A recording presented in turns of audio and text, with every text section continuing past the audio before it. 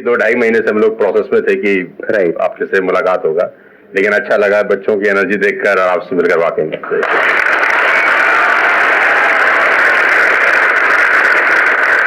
आप बताइए कौन है जो इनसे कुछ क्वेश्चंस पूछना चाहते हैं। मेरा क्वेश्चन ये है कि जब आपका लाइफ का एक स्ट्रगलिंग फेज था तो उस टाइम पे आपको गिव अप करने का फीलिंग आया होगा, तो उस फीलिंग को हमें कैसे टैकल करना है या फिर आपने कैसे टैकल किया? देखो, जब आपका वाई बहुत क्लियर होता है ना तो आप गिव अप कभी भी नहीं करते।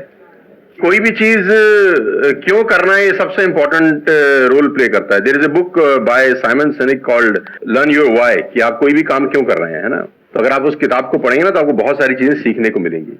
वाई बहुत इंपॉर्टेंट है। मतलब अगर आपका वाई क्लियर है ना तो कोई भी ऑब्स्टिकल गिराने के बाद, आप गिरने के बाद, नीचे गिरने के बाद आप अपने आप उठ खड़े हो जाते हैं।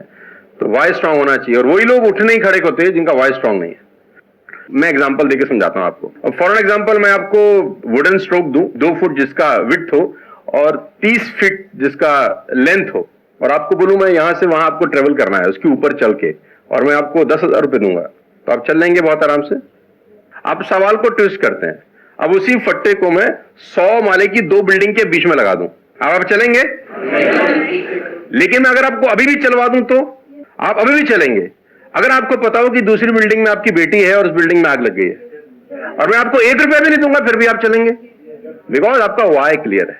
जब जब आपका वाई क्लियर होता है ना तो कोई भी ऑब्स्टिकल, कोई भी गिरावट आपको कभी रोक नहीं सकती। लेकिन जब वाई क्लियर नहीं होता तो छोटी सी छोटी ऑब्स्टिकल भी आपको वापस ले जाती है जहां से आपने जर्नी स्टार्ट किया होता है। वाई इंपॉर्टेंट है।